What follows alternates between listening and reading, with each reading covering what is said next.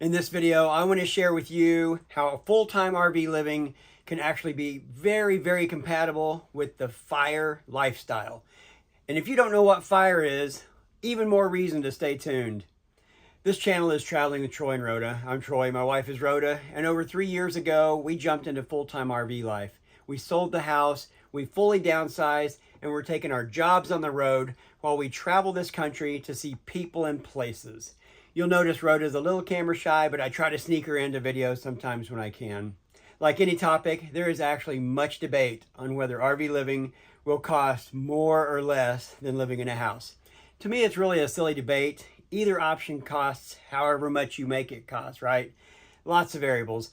Many who report life costing way more in the RV than in a home. I'd like to know more details about them when they say that. There's more to that story, so I just don't buy it.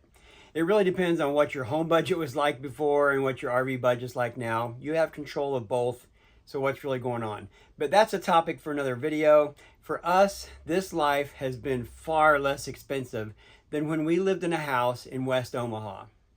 If you get any value from this video, this content, please give us a like. And if you're not subscribed, please subscribe now. If you are unfamiliar with FIRE in this context, it stands for Financial Independence, Retire Early. And the idea has been around for a long time, but in the past decade or so, it has gained popularity. The general idea in a nutshell is to cut expenses, sometimes very dramatically. Increase your savings and investing rates, literally sometimes 50–80% of your income, with the goal of getting ahead financially way faster than normal. I've found that people pursuing FIRE tend to learn more than normal people about personal finance and the other related topics. It's just how it happens. And at first, this financially strong position you create can provide you leverage over your current job situation to ask maybe for work conditions you want. So maybe example, you want to work a 20-hour work week. And if you have the money that you can do that with a position of strength and they don't agree to it, now you have the ability to walk away from the job entirely, knowing you're not going to miss paying any bills while you find that next job. But longer term, the idea is to achieve financial independence, possibly giving up the typical work life completely and retiring early, gaining back all your time and pursuing other interests.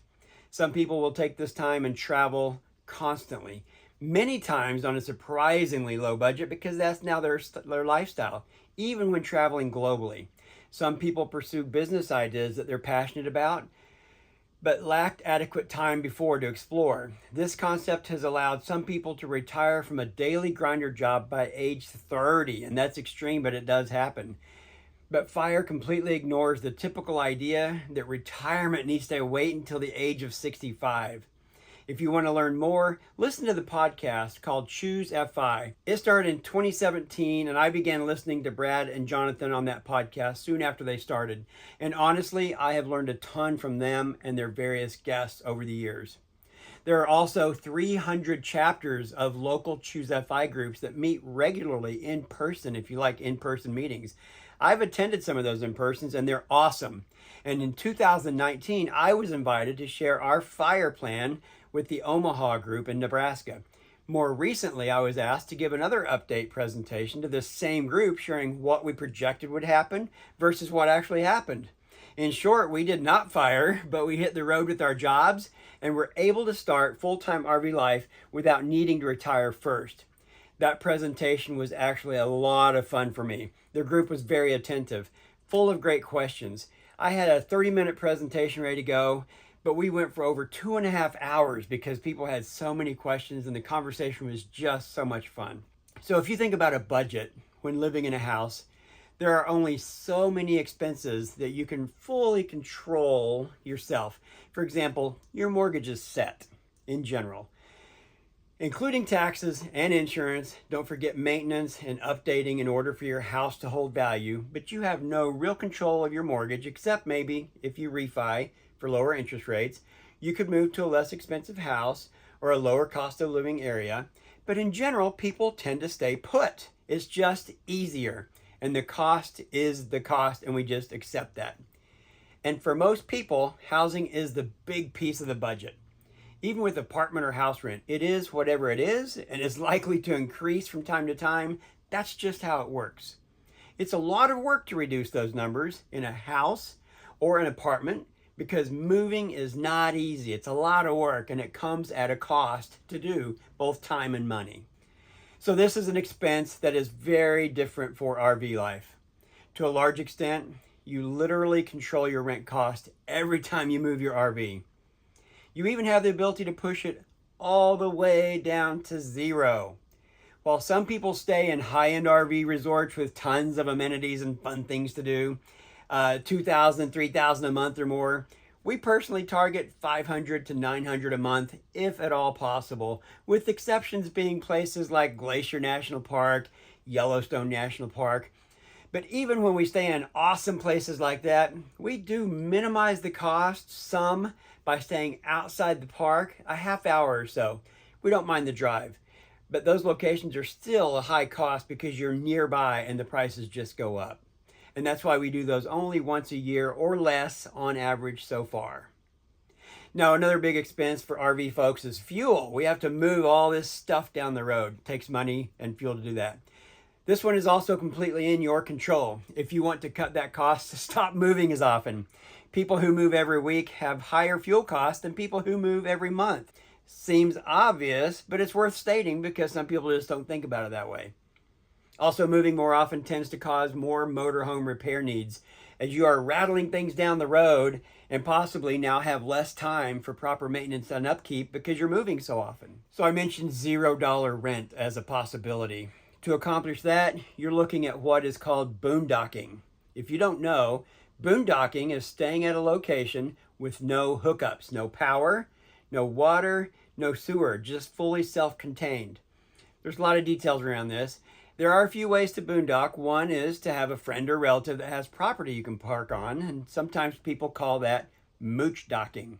Another way is to stay a night at a Walmart parking lot, a Cracker Barrel parking lot, Cabela's parking lot, casinos, which they all typically approve of. Check in advance. They don't always, but some do. Or truck stops and rest areas, which are controversial because some people would argue these are for truck drivers who have mandatory sleep requirements. That's my belief. Other people don't agree with that. And then for longer term boondocking, you will find public land locations that allow it. Boondocking land is easier to find in the West, and many people go out west for the winter to stay for weeks and even months on end on land that the federal government allows to be used like this. Large areas of this type of land are often managed by the Bureau of Land Management, and people just call it BLM land. There are various rules around using this land, but it's not hard to live within those rules. In general, you need to move a certain distance, typically a few miles every 14 days. But always be sure to check. There is a long-term option for certain areas where you can pay $180 one time and be able to stay in the same spot in those long-term areas for up to 7 months without moving. It also, for that fee, provides access to water and dumping in the area. This is called LTVA, or long-term visitor areas. And this is mostly in Arizona and California. Some locations are just free, but some will be $40 for every 2 weeks, or this $180 option that I mentioned. And it's worth noting that that $180 providing access to water and dumps is a big deal. Otherwise, you're going to be paying $5, $10, $15, $20 each time you go do those things, and that can add up.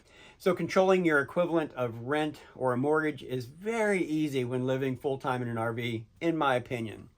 And just so you know, we have only stayed at campgrounds we really enjoy and would return to again. So we're not staying in dumps. I check reviews and make sure it's a good place, but we just get this pricing, staying at nice places, just to be clear. In general, the two biggest ongoing costs are campground site costs, which I call rent, and fuel costs to move around. And as I look over our monthly budget preparing for this video, many items are similar or the same as living in a house, so most likely would not call those RV specific expenses, like groceries, internet access, cell phones, insurance for all your stuff. And most people like us would have an entertainment budget if you're in a house or an RV, whether it's planned or not and defined or whatever. We call that seeing and doing stuff. And while this is a flexible amount, If we don't see things in the area we visit, it's kind of sort of like, what's the point of being here? But realistically, if we needed to, this cost, like an entertainment budget in a house, could be paused. And we definitely do find lots of free and low-cost stuff to do every chance we get while we're traveling around. There's also maintenance and upkeep to a motorhome. In general, it tends to be less than a house, at least in our experience so far. Time will tell if that trend continues for us. And I think it's probably worth mentioning that a hack we've been utilizing is the car we drive. We have a Tesla Model Y, and in the last 3 years, it has proven to drive out a lot of typical costs for having a car. There's no oil change or typical car maintenance, for example. The fuel cost is much lower, even when gas prices are down. And I always get permission to charge at the campgrounds we're going to be staying at before I book the reservation, which makes charging not only easy, because we charge at night while we sleep, we just plug it in and go to bed, but also very cost effective. I have other Tesla specific videos related to our travels, so check that out. If you're interested, I'll put a playlist in the comments. Something we've noticed too is that although many campgrounds charge for actual electric usage when you're staying a month or longer, about 1/3 of the time for us, the electricity is included in the monthly rate. And even then, the campgrounds have said, yeah, feel free to charge your car, no big deal. Especially at Glacier, this was a big deal because for 7 weeks we're there, we saw pretty big savings. Let me explain. We could drive all day long, all over Glacier on one charge, and then get back to our site, plug in, and we drove all day paying nothing for fuel. And I did the math on how much we actually drove and the actual cost of gas at the time, east and west side of Glacier. Typical miles per gallon for a gas car. We would have spent $800 in that 7 weeks with all the driving around we did to see stuff. And that's real money saved. And again, I do get permission every time before I book a reservation, just in case the campground does not want EVs charging on their pedestals. I always let them know that we reduce the amps drawn by the car, which can range from 5 to 48 amps.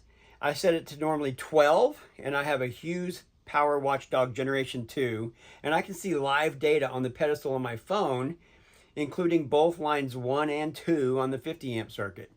So if we needed to boost the car to charge a little faster, and if we were not running air conditioners, we could increase the amps drawn by the car, and I can see real time that there's no issue doing that. Once they understand that I fully manage the pedestal with these tools and techniques, they're very cool with it, even if they were hesitant. An important data point about all of this is that many full-time RV folks do finance their RV and vehicle they tow or tow with, so the payment on the RV and other vehicle would be on top of campground site cost. But that's similar to a housing situation where houses and cars are usually financed. In our case, we got into full-time RV life without debt, so our expenses are low, and the two big ones that we can control to whatever extent we feel we need or want to are what we've just discussed here. Hopefully, I was able to describe the FIRE concept clearly enough, in case you're not familiar with it, and outline how full-time RV life can be very compatible with that life, if done properly. Let me know in the comments if you have any questions about FIRE or full-time RV life or anything at all. I'm really happy to answer. And thank you so much for watching.